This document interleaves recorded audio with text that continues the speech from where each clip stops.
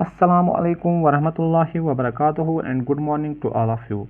As all of you know that we have created our new YouTube channel that is the Nursing Mentor, जहाँ पे हम nursing के सारे subjects को cover करने की कोशिश करेंगे और जो भी पैरामेडिकल चाहे वो जीएनएम हो या एमएलटी के कोर्सेज हो, जितने भी सब्जेक्ट्स उसमें होंगे नर्सिंग के रिलेटेड, हम सारे सब्जेक्ट्स को विद द सीक्वेंस पढ़ाने की कोशिश करेंगे। तो हमने बेसिक से स्टार्ट करना है। जो हमारा जो मेन फोकस रहेगा वो रहेगा पैथोलॉजी पे, साइकेट्री पे and with the anatomy physiology. जितने भी सब्जेक्ट्स होंगे इस सेमेस्टर में हम उनके बारे में डील करेंगे। तो जितने भी सब्जेक्ट्स हो, चाहे वो नर्सिंग के हो, चाहे गायनी हो, साइकेट्री हो, न्यूट्रिशन हो, मेंटल हेल्थ हो या कम्युनिटी हेल्थ नर्सिंग हो, कोई भी सब्जेक्ट हो, हम उन सारे सब्जेक्ट्स के बारे में बात करने की कोशिश करेंगे, सारी सब्जेक्ट्स को कवर करने की कोशिश करें विद दिस सीक्वेंस। सो आपसे एक रिक्वेस्ट है, अगर आप हमारी चैनल पे नए हो तो हमारी चैनल को ज़रूर सब्सक्राइब करें और बेल आइकन पे ज़रूर बेल आइकन पे प्रेस करिए ताकि जो भी हम नए टॉपिक्स को अपलोड करेंगे वो आप तक पहुंचे। सो हमने बेसिक से स्टार्ट करना है। हमने सबसे पहला सब्जेक्ट जो चूज़ किया है that is the pathology. Pathology की अगर हम बात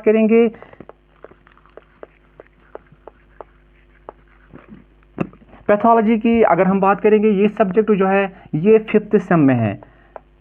5th सेम, एक तो है 4th सेम, 4th सेम का सॉरी हाँ 4th सेम का है। 4th सेम का इसका आधा पोर्शन है एंड 5th सेम में इसका आधा पोर्शन है। तो हम पैथोलॉजी सेकंड पार्ट से स्टार्ट करेंगे, लेकिन समझने से पहले हमें एक सब्जेक्ट को जब हम स्टडी आउट करेंगे, रीड आउट करेंगे, उसकी बेसिक टर्मिनोलॉजी को समझना बहुत ज़रूरी है। तो हमने भी यहाँ से स्टार्ट किया है with the introduction to the pathology. ये introduction to the pathology, intro to the pathology, ये पैथोलॉजी होती क्या है। पैथोलॉजी में भी हम जो डिजीज़ कंडीशन होती हैं उनसे डील करते हैं, या जस्ट लाइक हम मेडिकल सर्जिकल में पढ़ते हैं कोई भी कंडीशन, लेकिन मेडिकल सर्जिकल कंडीशन में हम सिर्फ डिजीज़ के बारे में पढ़ते हैं। डिजीज़ कैसे हो रही है, इसके क्या इफेक्ट्स रहते हैं, या इसका ट्रीटमेंट हम कैसे कर सकते हैं। लेकिन जब हम पैथोलॉजी की बात करते हैं, पैथोलॉजी उससे डिफरेंट है। पैथोलॉजी मतलब ये एक साइंटिफिक, जिसको हम बोलेंगे it is the study of the progression of the disease, जिसमें हम ये बोल सकते हैं कि एक डिजीज़ कंडीशन की वजह से क्या चेंजेस हो रही हैं हमारी बॉडी में। फॉर एग्जांपल अगर बैक्टीरियल इन्फेक्शन हो रहा है, फॉर एग्जांपल हम बात करेंगे पाइलियोनेफ्राइटिस की, जिसमें जो हमारी किडनीज होगी वो इन्फ्लेमेटेड हो रही है।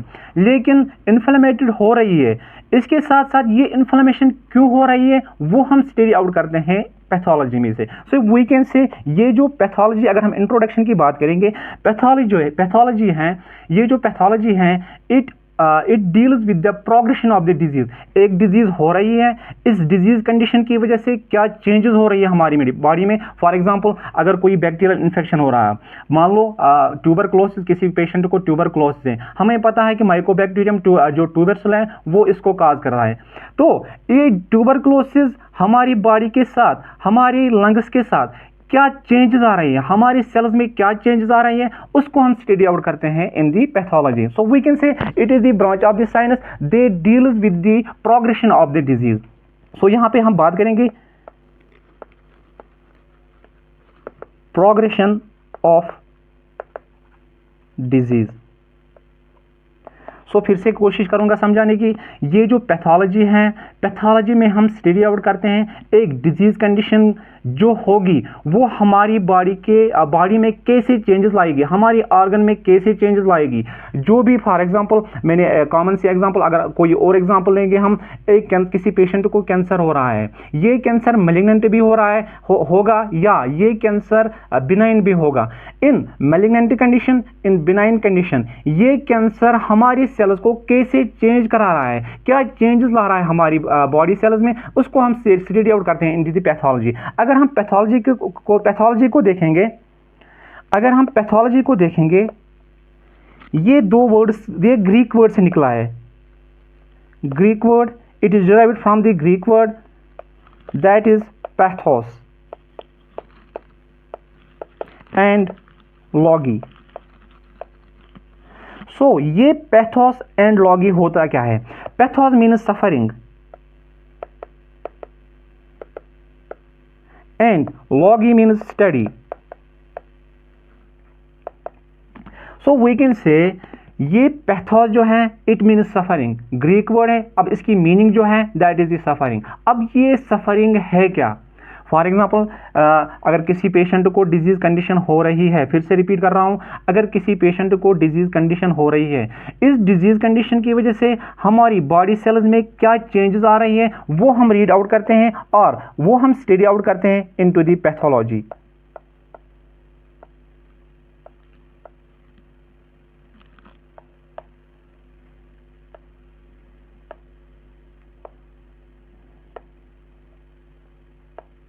वो हम स्टडी आउट करते हैं into the pathology. So it is different from the medical surgical. Medical surgical में हम जनरल में पढ़ते हैं कि एक डिजीज कंडीशन कैसे हो रही है, या इसके काजेज क्या है, या हम बोल सकते हैं इसका मैनेजमेंट हम कैसे कर सकते हैं।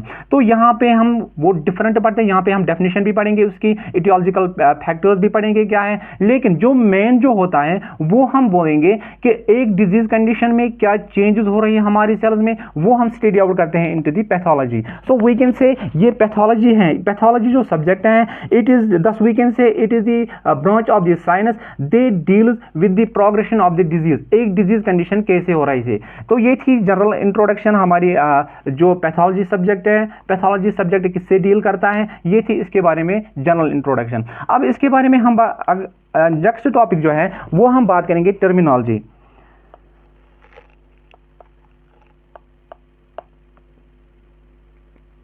That is the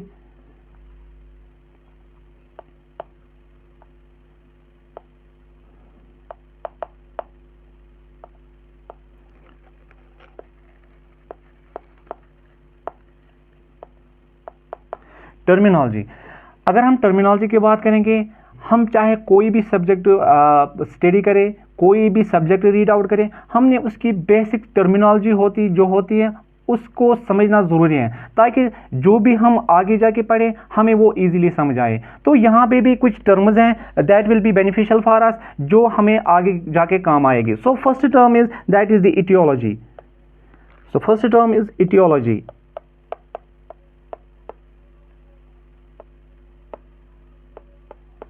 इटियोलॉजी हमें पता है, इटियोलॉजिकल फैक्टर दैट मीन्स जो काज हो, जो काज हो। फॉर एग्जाम्पल अगर हम कोई भी डिजीज कंडीशन ले, उसका अपना अपना काज है जिसकी वजह से डिजीज कंडीशन हो रही हो, तो यहां पे हम उसको बोलेंगे इटियोलॉजी। इटियोलॉजी मतलब जिसकी वजह से जो कॉजिटिव एजेंट होगा उसको हम बोलेंगे aetiology. The second is reason. The reason, what is reason? अब हमें पता है एक डिजीज कंडीशन हो रही है, डिजीज कंडीशन इसलिए हो रही है क्योंकि हमारी जो सेल्स होगी, हमारी बॉडी सेल्स होंगी, उनमें चेंज आएगी। So we can say it is the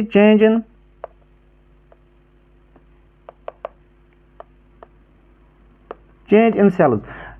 that means जो सेल्स होगी, जो उनकी नॉर्मल फंक्शनिंग होगी, वो तो उससे डिस्टर्ब होके उनमें चेंज आएगी, तो वो अपने so we can say derange, जिसको हम बोलेंगे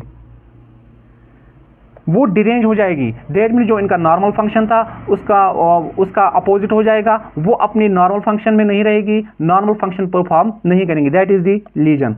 इसके बाद एक और टर्म है that is the pathophysiology. Pathophysiology. So what is pathophysiology? Patho means यहां पे भी है deranged, and physiology means function. What does it mean? Derange. For example अगर कोई नॉर्मल सेल अपनी फंक्शन कर रही है, जब उसमें चेंज आ जाएगी तो हम उसको बोलेंगे कि अब ये सही से काम नहीं कर रही है, अब अपनी सेल जो सेल नॉर्मल सेल अभी तक थी अब वो फंक्शन नहीं कर रही है, उसकी फंक्शन जो होगी वो डिस्टर्ब हो जाएगी। So we can say pathophysiology is the deranged in the functions of the cell. जो उसकी नॉर्मल फंक्शन होगी उससे वो हट के दूसरी फंक्शन परफॉर्म करेगी। दैट मीन्स वो नॉर्मली फंक्शन नहीं करेगी। That is the pathophysiology. इसके बाद एक और टर्म है that is the morphology.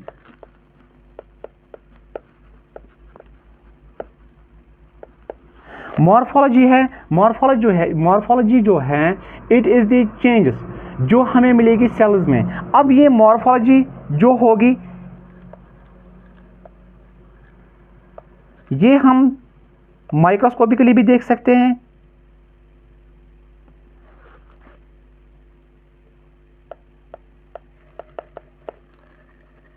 Microscopically and grossly. So what does it mean? मैंने बोला है morphology is the study of the cells in general, लेकिन जब हम पैथोलॉजी में देखेंगे, अगर हमने किसी डिजीज कंडीशन में कोई सैंपल लिया हो, तो हम फॉर एग्जांपल अगर किडनीज इन्फ्लेमेट, किडनीज में कोई प्रॉब्लम आ रही है, ये किडनी जो होगी इनमें दो चेंजेस देखने को मिलेगी।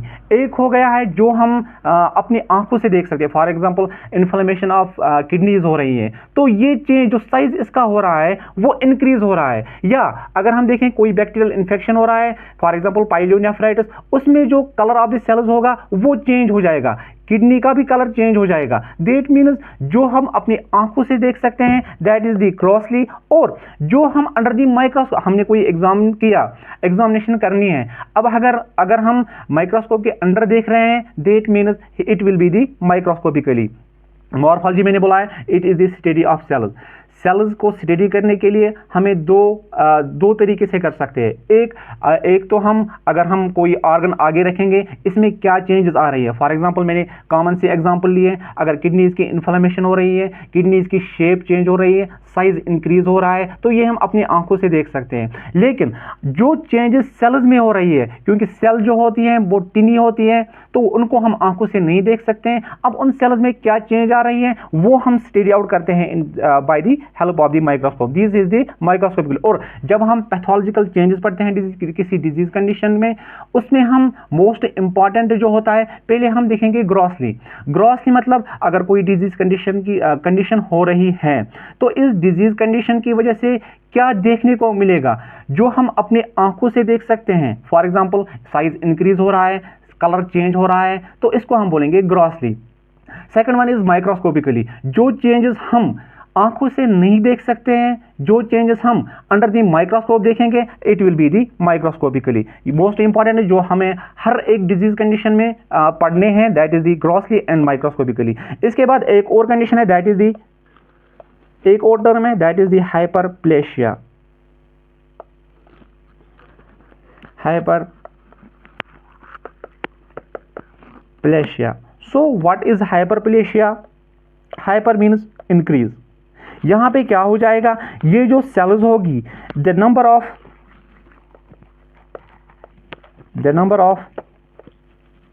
सेल्स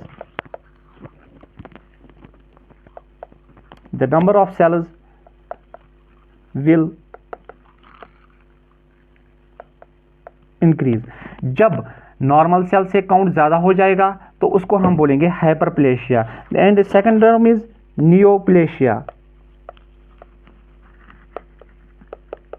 नियोप्लेशिया हम देखते हैं जो भी कैंसर होते हैं, फॉर एग्जांपल हम कैंसर को पढ़ते हैं, कैंसर में होता क्या है, एबनॉर्मल ग्रोथ ऑफ सेल्स, जिसमें नंबर ऑफ सेल्स जो होंगी वो इंक्रीज हो जाएगी।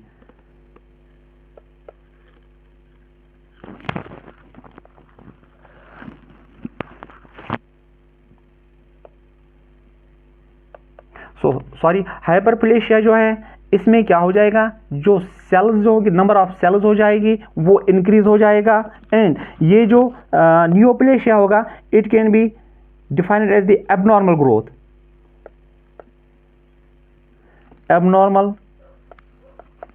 Growth of cells. दो टर्म्स है, हाइपरप्लेशिया जिसमें नंबर ऑफ सेल्स इंक्रीज हो जाएगा, and another one is neoplasia जिसमें एबनॉर्मल ग्रोथ ऑफ सेल्स देखने को मिलेगी। फॉर एग्जांपल हम कैंसर को पढ़ेंगे, उसमें हमें हाइपरप्लेशिया भी देखने को मिलेगा, उसमें हमें नियोप्लेशिया को भी देखने को मिलेगा, क्योंकि वहां पे नंबर ऑफ सेल्स इंक्रीज हो रहा है और एबनॉर्मल ग्रोथ भी हो रही है, जिसकी वजह से हमें जो मास ऑफ सेल्स मिलेगा, जिसको हम एबनॉर्मल ग्रोथ बोल सकते हैं, abnormal growth of the rapid division of the cells. तो इसके बाद एक और टर्म है, that is the metaplasia. Metaplasia. So what is metaplasia?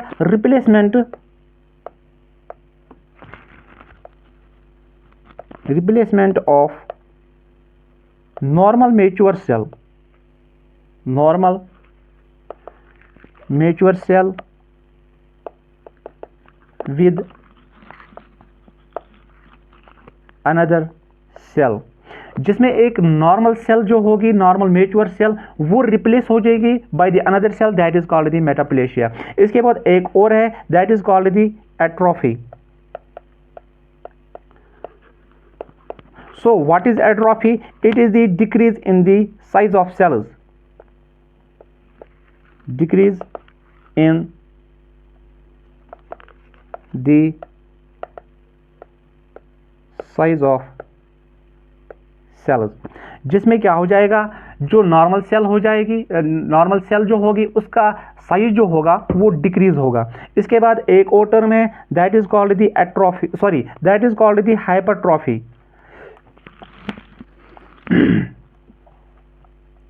That is called the hypertrophy.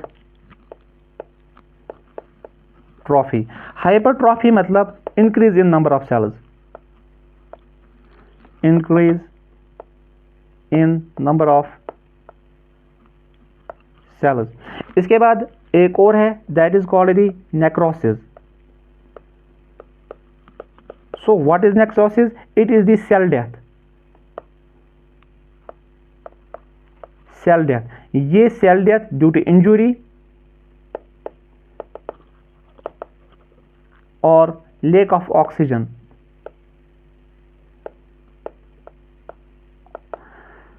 फिर से इन टर्म्स को रिपीट करूंगा, एट्रोफी जिसमें decrease in number of decrease in the size of cells. Atrophy अब देखने को मिलेगी हमें जस्ट लाइक मॉल न्यूट्रिशन हम पढ़ते हैं, वहां पे क्या होगा, जो साइज ऑफ सेल्स होता है उसमें डिक्रीज हो जाएगा, जिसकी वजह से इमेसिएशन ऑफ मसल्स होती है, इमेसिएशन ऑफ मसल्स। और हाइपरट्रॉफी क्या हो जाएगा, increase in number of cells. इसके बाद एक और टर्म है, दैट इज इन नेक्रोसिस, जिसमें क्या हो जाएगी, सेल की डेथ हो जाएगी, और ये सेल की डेथ हो जाएगी ड्यू टू द इंजुरी। अगर किसी को कोई इंजुरी आई हो, या हम बोल सकते हैं लेक ऑफ ऑक्सीजन, क्योंकि हमें पता है अगर हमारे सेल्स को ऑक्सीजन नहीं पहुंचेगा इन द सफिशिएंट अमाउंट तो उनकी डेथ हो जाएगी, that is called the necrosis. इसके बाद एक और है, that is called the degeneration.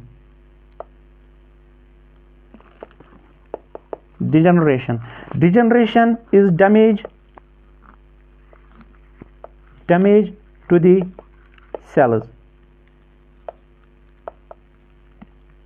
इसके बाद एक और है, that is the inflammation.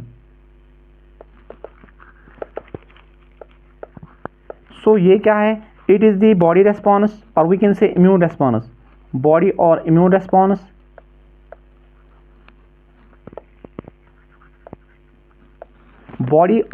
response to injury और infection.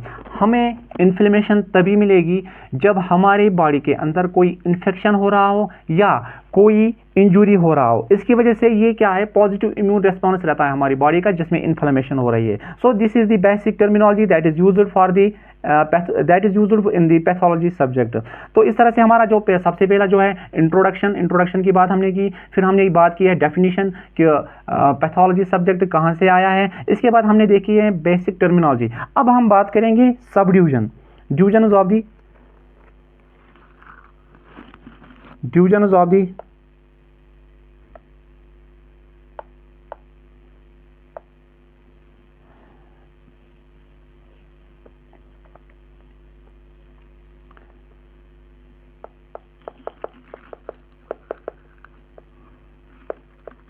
Of the pathology।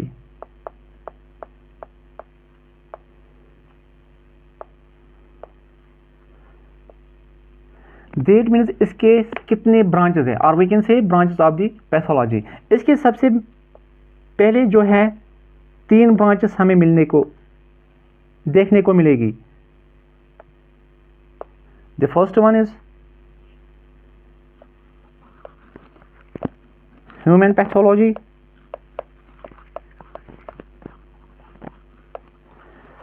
second one is poultry pathology,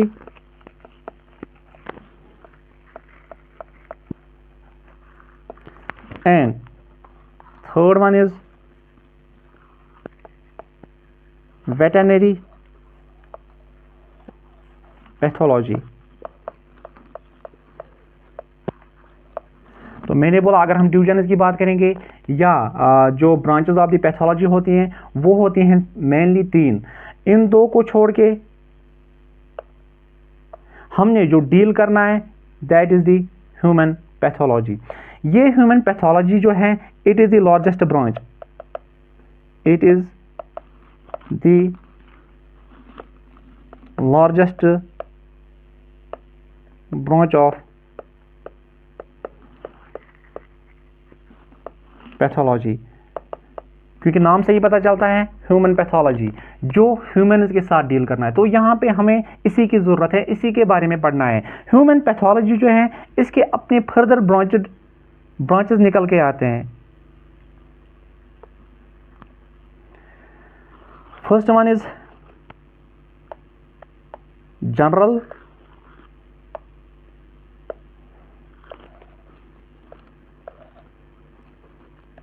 pathology, and second one is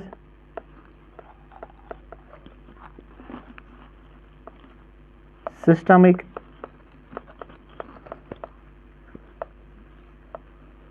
pathology। अब जनरल में हम क्या पढ़ते हैं? It is the branch of the pathology that deals with the general conditions.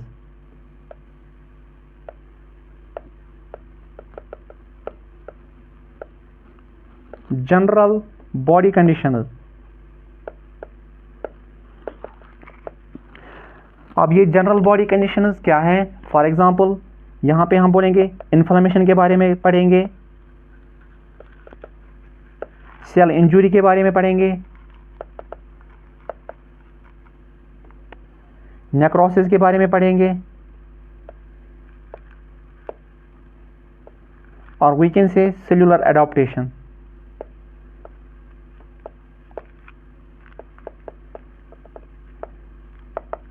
फिर से repeat कर रहा हूं, जो ह्यूमन पैथोलॉजी है it is the largest branch of pathology. इसमें अपने 2 ब्रांचेस निकल के आते हैं। First one is general pathology and the systemic pathology.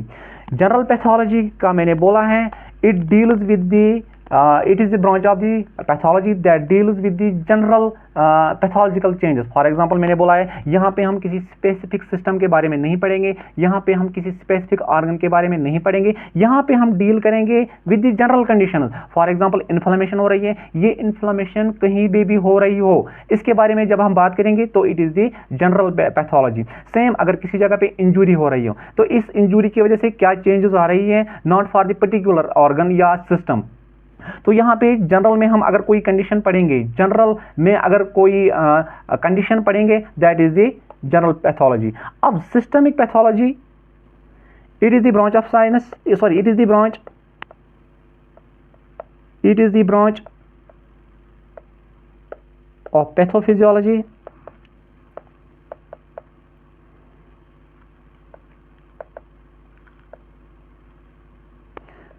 that deals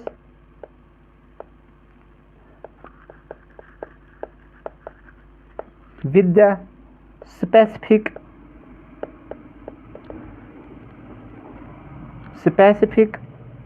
system और organ। अब ये क्या है सिस्टमिक? फॉर एग्जाम्पल मैं बोलूँगा अगर हम यूरिनरी सिस्टम की बात करेंगे, यूरिनरी सिस्टम की बात करेंगे, यूरिनरी सिस्टम में हमें डिफरेंट कंडीशंस देखने को मिलेगी जहां पे हम किसी पर्टिकुलर डिजीज कंडीशन के बारे में पढ़ेंगे that is related to the specific जिसको हम बोलेंगे system. For example urinary system. Same for example यहां पे बोलेंगे nephritis it is specific condition that is related to the kidneys, जिसमें हम पढ़ेंगे इन्फ्लेमेशन ऑफ द किडनीज। या हम बोलेंगे pyelonephritis that is the inflammation of the kidneys. लेकिन ये कंडीशन जो हो रही है बैक्टीरिया की वजह से हो रहा है that is called the pyogenic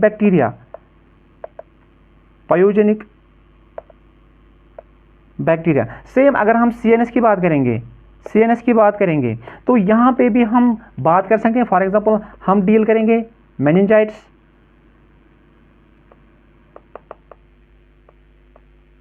मेनिंजाइट्स, एंसेफेलाइट्स,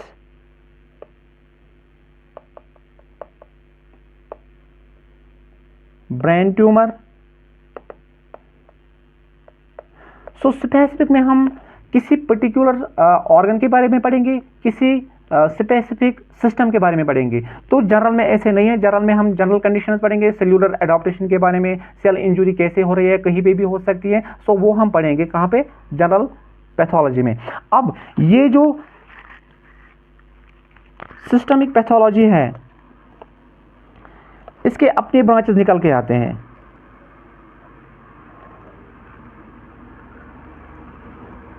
first one is histopathology.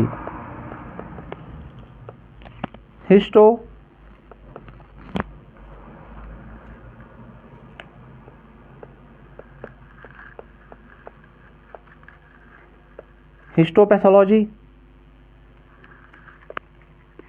Second one हमें देखने को मिलेगा हेमेटोलॉजी।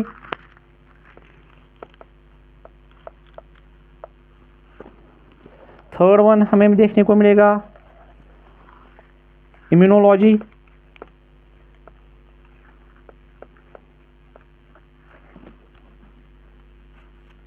एक और that is the chemical pathology. फिर से रिपीट करूंगा इन टर्म्स को। मैंने बोला है अगर हम स्पेसिफिक जो ब्रांचेस ऑफ पैथोलॉजी है इसमें हम सबसे पहले हम दो ब्रांचेस मेनली दो ब्रांचेस को डिवाइड करते हैं। First one is general pathology and second one is systemic pathology. अब सिस्टमिक पैथोलॉजी है, इसके अपने सब ब्रांचेस हैं, जिसमें सबसे पहले जो है histopathology, second one is haematology, third one is immunology and fourth one is chemical pathology. अब ये हिस्टोपैथोलॉजी हैं जो हैं इसके अपने ब्रांचेस है, जिसमें सबसे पहले देखने को मिलेगा हमें surgical pathology. Surgical pathology. Second one is forensic pathology.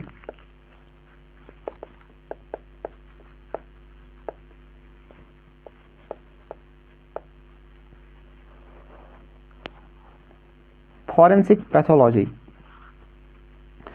अब सर्जिकल पैथोलॉजी होती क्या है, इसमें भी हम डिजीज कंडीशन को स्टडी आउट करेंगे, लेकिन जहां पे हम लाइव पर्सनस जो जिंदा पर्सनस होंगे उनमें हम किसी सर्जिकल प्रोसीजर की वजह से सर्जिकल प्रोसीजर की मदद से कोई पार्ट रिमूव करेंगे, जिसको हम फर्दर स्टडी आउट करेंगे to find out the cause of the disease. Cause क्या है डिजीज कंडीशन का, तो जब हम वो सर्जिकली रिमूव करेंगे that is the surgical pathology. अब फॉरेंसिक पैथोलॉजी नाम से ही पता चलता है, also called as autopsy. Autopsy means postmortem. For example किसी पर्सन की सडन डेथ हुई है, तब अब हम उसको पोस्टमार्टम करते हैं। पोस्टमार्टम क्यों करते हैं? To find out the cause of the death. तो कॉज ऑफ द डेथ हमें कैसे पता चलेगा? जब हम इन ऑर्गन्स को क्या करेंगे, एग्जामाइन करेंगे, इनकी सेल्स को देखेंगे, इनकी टिश्यूज को देखेंगे कि इनमें क्या चेंजेस आ रही हैं। फॉर एग्जांपल अगर किसी ने फॉर एग्जांपल फांसी दी है, ठीक है, फांसी दी है, दैट मीन्स उसमें ऑक्सीजन की कमी होगी। तो मैंने अभी बोला है कि उनकी सेल्स में नेक्रोसिस मिलेगा। तो हम इस ऑटोप्सी की वजह से, इस फॉरेंसिक पैथोलॉजी की वजह से ऐसे हम डायग्नोज कर सकते हैं कि कॉज ऑफ द डेथ या कॉज ऑफ द डिजीज क्या हो रही है, किस डिजीज कंडीशन की वजह से इस पर्सन की मौत हुई है। इसीलिए हम करते हैं पोस्टमार्टम और ऑटोप्सी। इसके बाद है हेमेटोलॉजी। हेमेटोलॉजी इसमें हम क्या करते हैं, it is the branch of pathology that deals with disease progression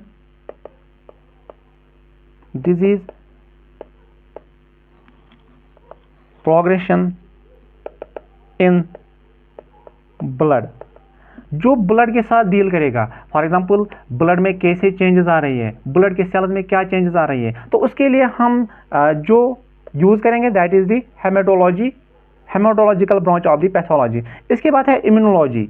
immunology मतलब immune system,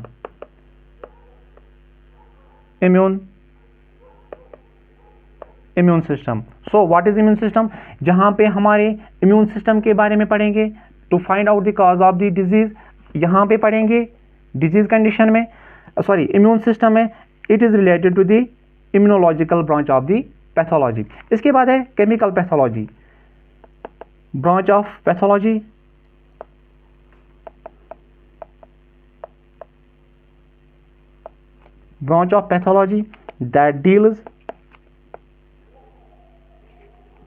that deals with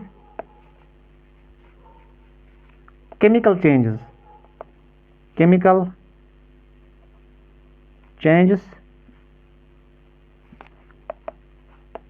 in our blood,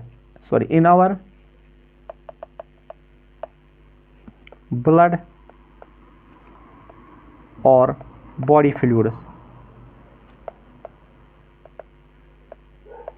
मैं फिर से रिपीट करूंगा, हमने क्या क्या पढ़ा है इसमें। हमने पढ़ा है branches of the pathology. Branches of the pathology मैंने दो बोला है, what is first one is human pathology and second, sorry तीन मैंने बोले हैं। First one is human pathology, second one is poultry pathology and third one is veterinary pathology. So मैंने बोला है इन दो को छोड़ना है, हमें इसके साथ डील नहीं करना है। हमारा जो डील है वो होगा ह्यूमन पैथोलॉजी से। ह्यूमन पैथोलॉजी का मैंने बोला है it is the largest branch of the pathology that deals with the human beings, मतलब इंसानों के लिए जो हम यूज़ करेंगे। तो इसमें भी मैंने बोला है, इसमें सबसे पहले दो आते हैं। First one is general pathology and systemic pathology. General pathology वो होती है जिसमें हम जनरल कंडीशंस बढ़ेंगे। फॉर एग्जांपल मैंने अभी बोला इन्फ्लेमेशन हो रही है, ये इन्फ्लेमेशन कहीं पे भी हो रही है। For example upper body parts, lower body parts या जो एक्सट्रीमिटीज होती हैं, इनके बारे में पढ़ेंगे जनरल में। जनरल इन्फ्लेमेशन में क्या चेंजेस हो रही है जब हम पढ़ेंगे तो ये आता है हमें जनरल पैथोलॉजी में। सेम कंडीशन है, एक तो इन्फ्लेमेशन, एक तो नेक्रोसिस, एक तो cellular adaptation and cell injury. जब हम इन कंडीशंस को पढ़ेंगे तो ये हम पढ़ेंगे जनरल पैथोलॉजी में। और इसके बाद मैंने बोला है सिस्टमिक। जब हम कोई स्पेसिफिक सिस्टम के बारे में पढ़ेंगे, स्पेसिफिक ऑर्गन के बारे में पढ़ेंगे, जैसे मैंने बोला है फॉर एग्जांपल हमारे में गैस्ट्रो में आएगा, स्टोमक कैंसर, लिवर प्रॉब्लम्स या जो इंटेस्टाइनस होंगे उनके बारे में पढ़ेंगे, पेनक्रियाज के बारे में पढ़ेंगे या जितने भी गैस्ट्रो ऑर्गन्स होंगे उनके बारे में पढ़ेंगे। दैट मींस इट इंडिकेट्स हम स्टडी आउट करते हैं टू अ पर्टिकुलर सिस्टम या पर्टिकुलर ऑर्गन, वो आएगा हमारा सिस्टमिक सर्कुलेशन में। तो इसके बाद मैंने बोला है ये जो सिस्टमिक पैथोलॉजी है इसके अपने ब्रांचेस है। First one is histopathology. Histo मतलब टिश्यूज, हिस्टो मतलब टिश्यूज। टिश्यूज क्या, जब हम टिश्यूज को रिमूव करेंगे सर्जिकली, फॉर एग्जांपल इसमें दो आते हैं, surgical pathology and forensic pathology. Surgical pathology में हम क्या करते हैं, इसमें हम बाय सर्जिकल प्रोसीजर हम कोई टिश्यू लेंगे, हम फॉर एग्जांपल हम करते हैं नीडल एस्पिरेशन, उसमें हम कोई फॉर एग्जांपल प्रोसीजर करेंगे, नर्सिकल हमने काट दिया है, किसी ऑर्गन को काटेंगे तो, लेकिन ये हम करते हैं लिविंग पर्सन्स में, उनको एग्जामिन करने के लिए to find out the cause of the disease, क्या चेंजेस हो रही है, क्या काज रह सकता है इसका, तो हम पढ़ते हैं सर्जिकल पैथोलॉजी में। इसके बाद है forensic pathology. Forensic pathology also called as autopsy, जिसको हम बोलते हैं पोस्टमार्टम। पोस्टमार्टम हम इसलिए करते हैं to find out the cause of the death. ये कॉज हमें तभी पता चलेगा जब हम इन सेल्स को एग्जामिन करेंगे कि इनमें क्या चेंजेस आ रही हो, तो इसकी वजह से हम कॉज ऑफ द डेथ पता कर सकते हैं। देन हमने बात की है हेमेटोपैथोलॉजी। हेमेटोपैथोलॉजी जो ब्लड के साथ डील करेंगे, जितने भी progression of disease into the blood हो रही हो तो उनको स्टडी आउट करने के लिए हमें कौन से सब्जेक्ट, कौन से ब्रांच में स्टडी करेंगे, दैट इज द हेमेटोलॉजी। इसके बाद है इम्यूनोलॉजी। इम्यूनोलॉजी में भी ये भी ब्रांच है पैथोलॉजी का। जिसमें हम इम्यून सिस्टम के बारे में पढ़ेंगे। And then we have the chemical pathology. Chemical pathology में हम केमिकल चेंजेस पढ़ेंगे, जो केमिकल चेंजेस हो रही है हमारी ब्लड में या हमारी बॉडी फ्लूइड्स में, उनको हम रीड आउट करेंगे। तो ये थी हमारी basic introduction to the pathology. इंशाल्लाह हम सीधे स्टार्ट करेंगे सिस्टमिक पैथोलॉजी से, जिसमें सबसे पहले हम स्टार्ट करेंगे यूरिनरी